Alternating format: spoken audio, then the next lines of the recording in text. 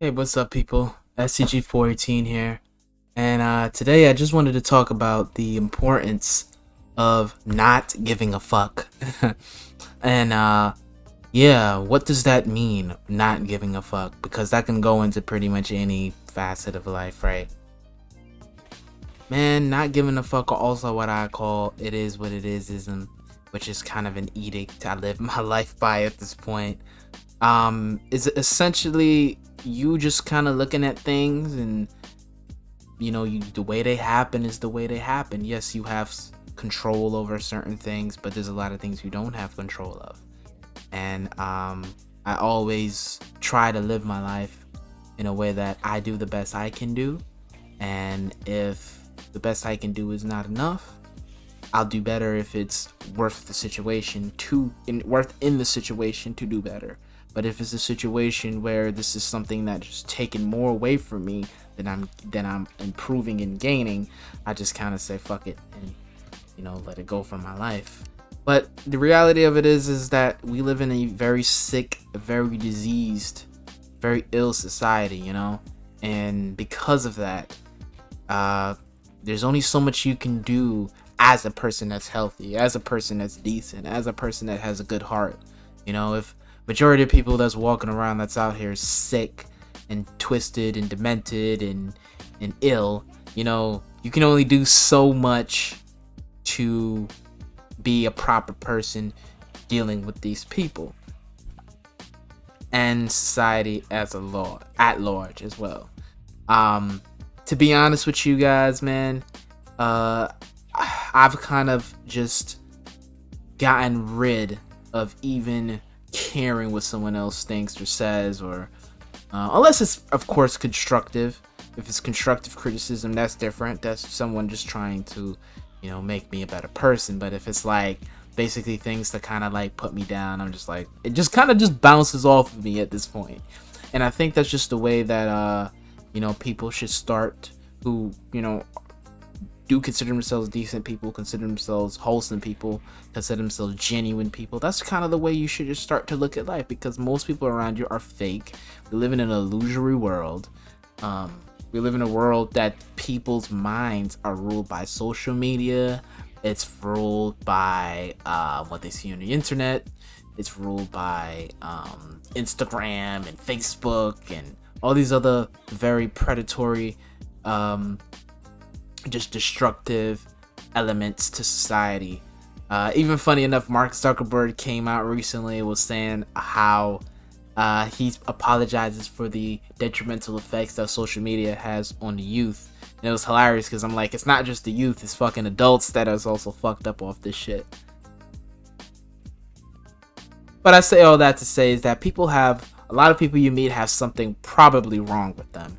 And you don't know, you think they're just normal people, regular people like you, think like you, they're sensible like you. But no, there's probably something wrong with them because, hey, they live in a very dysfunctional and sick society that we call America. And honestly, I think America is on its way out, if I'm being completely honest with you. This shit is just fucked up.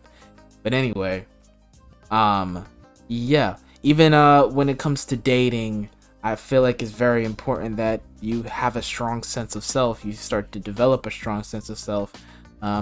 People in their 20s, I'm in my 20s, but I think people in their 20s kind of go around dating so that they can use other people as kind of a validation of catalyst to validate themselves. And that's a very, very dangerous thing to do, because people don't even know themselves. They don't even understand themselves, let alone can they try to understand you. It takes a lot of maturity to try to understand someone, and a lot of people have not reached that level of maturity because they're still trying to understand themselves and figure themselves out. So it's also very important, even when it comes to dating, just to not give a fuck. Not give a fuck. Say what you need to say. Say it clearly. Say it without mincing your words, and just get to the point.